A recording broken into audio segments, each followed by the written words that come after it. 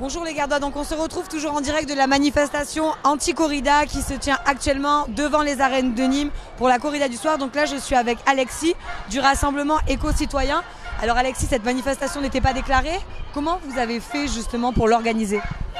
Alors c'est une manifestation spontanée, il y a les férias aujourd'hui devant les arènes et c'est pas une organisation classique. En fait on est là pour déjà manifester un mécontentement. Il y a par exemple des lois aujourd'hui qui sont en étude, par exemple l'interdiction aux enfants de rentrer dans l'arène à moins de 14 ans, voire une telle barbarie, c'est un petit peu pour nous immoral. Donc c'est surtout un contexte spontané pour manifester notre mécontentement. On va reparler du message que vous portez, mais sur la manière de faire. La question, je vais vous la poser directement. Comment vous avez réussi à berner un peu les forces de l'ordre ?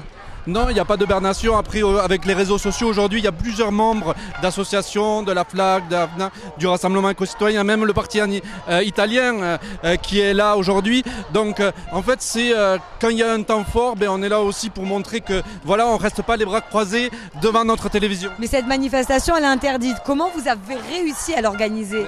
La technique, c'est quoi un peu ? Non, il y a un temps. Moi, déjà, j'ai jamais vu que la manifestation était interdite. Interdite. En tout cas, elle n'était pas autorisée. On va pas jouer sur les mots, mais elle n'était pas, parce qu'elle n'est pas déclarée en préfecture. Voilà. Après, ce qui est sûr et certain, c'est que par exemple, il y a des médias comme France Info qui, à 13h, ont notifié qu'il y avait cette manifestation. Donc après, il y a les gens qui veulent montrer aussi qu'il y a un message derrière. Et aujourd'hui, on est quand même libre d'exprimer notre sentiment. Je reviens encore une fois, une dernière question sur la manière de faire. C'est un peu votre point fort, c'est votre secret. C'est que vous vous êtes donné rendez-vous, mais vous n'êtes pas venu. Il faut que les gens comprennent comment la manifestation a débuté. C'est que vous n'êtes pas tous rassemblés, vous avez commencé à manifester. C'est comme vous l'avez dit, c'était une manifestation spontanée. Vous étiez tous à peu près devant le parvis. Aujourd'hui, par exemple, je parle pour mon mouvement, le Rassemblement éco-citoyen. On a dit que on est venu ici il y a 2 ans. On a fait la démarche de revenir cette année et on a dit on va se montrer, on va faire quelque chose. Ça s'est fait par les réseaux sociaux, par Facebook, Vous ne voulez pas me dire votre secret. Et il n'y a pas de secret proprement dit, mais c'est en fait on véhicule, on est effectivement un peu plus d'une centaine. Et ce qui est intéressant, c'est qu'on est surtout regroupé avec du côté international. Il y a des Espagnols, je suis franco-espagnol, mais il y a d'autres Espagnols qui viennent d'Espagne. Il y a l'Italie, moi je suis gersois, il y a des fêtes aujourd'hui dans le Gers, pareil, de la corrida. Et on est là pour dire, voilà, il faut marquer le coup et se rassembler aujourd'hui pour dire, on n'est pas content de ce qui se passe.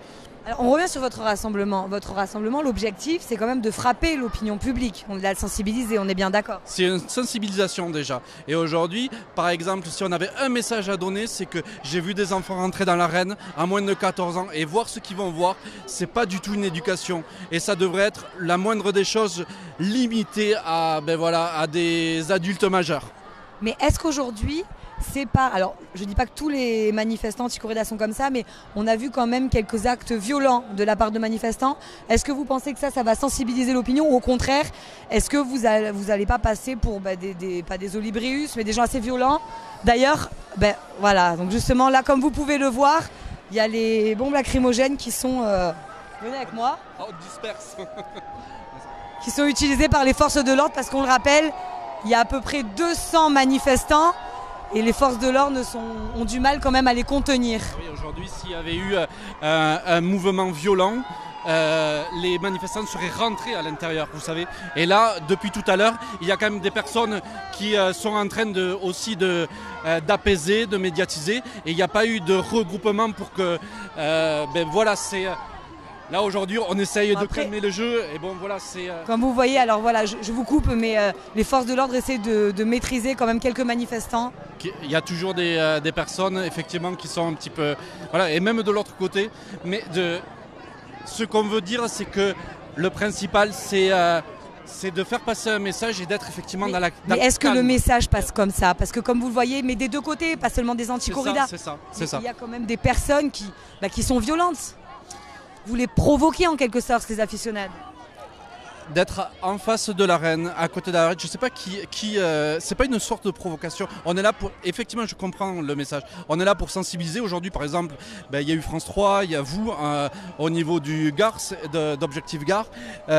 On essaye de limiter au maximum ce genre d'intervention, c'est évident, c'est évident. Et on essaye après de montrer que voilà, on peut donner aussi une autre image de ce qu'est notre action. Mais je vais quand même voir s'il n'y a pas des... Bon, alors le responsable Alexis est allé voir si tout va bien du côté de ces manifestants. Donc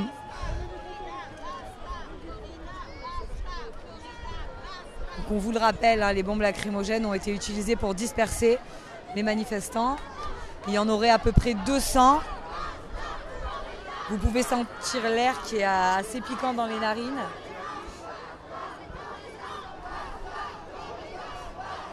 Et comme vous le voyez, il y a beaucoup de manifestants aussi qui font du direct, comme cette dame avec son caméscope et son téléphone qui filme tout.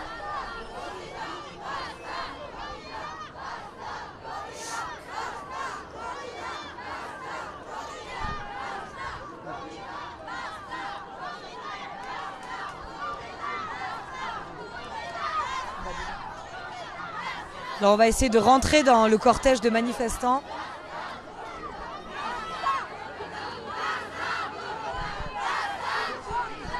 On va essayer de rentrer.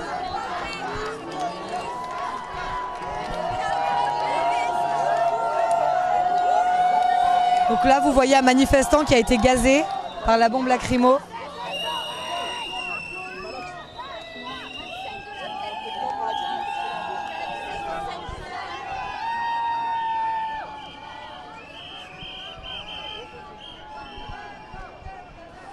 Donc Objectif Gare va rendre l'antenne. Ah, attendez, il y a des mouvements.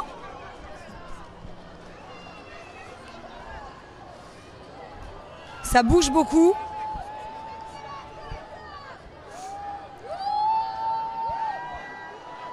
Ça bouge beaucoup du côté des anti-corridas. Hein.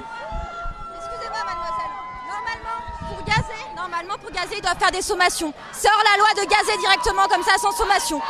Donc on a une atteinte des droits des citoyens, on a un abus des forces de police là. Nous on est là pour manifester, pour que des êtres sensibles, innocents arrêtent de se faire torturer et on se fait gazer sans sommation. C'est scandaleux. Votre manifestation n'est pas déclarée, est-ce que malheureusement il n'y a pas ces conséquences-là ne sont pas prévisibles? On est contraint à faire des manifestations non déclarées. Pourquoi? Parce que quand on fait des manifestations déclarées, on est relégué à 300 mètres des arènes et ça n'a aucun impact. Donc au bout d'un moment, nous on ne va pas rester sans rien faire en écoutant bien sagement les ordres du gouvernement qui protègent cette torture. Bon, vous l'avez entendu, hein, pour ces manifestants anti-corrida, la manifestation non déclarée à côté des arènes est l'une des façons de faire passer leur message et de sensibiliser pour eux la population. Et comme vous pouvez entendre, les manifestations ne sont pas tous français ni moi. Il y a aussi beaucoup d'Italiens et d'Espagnols.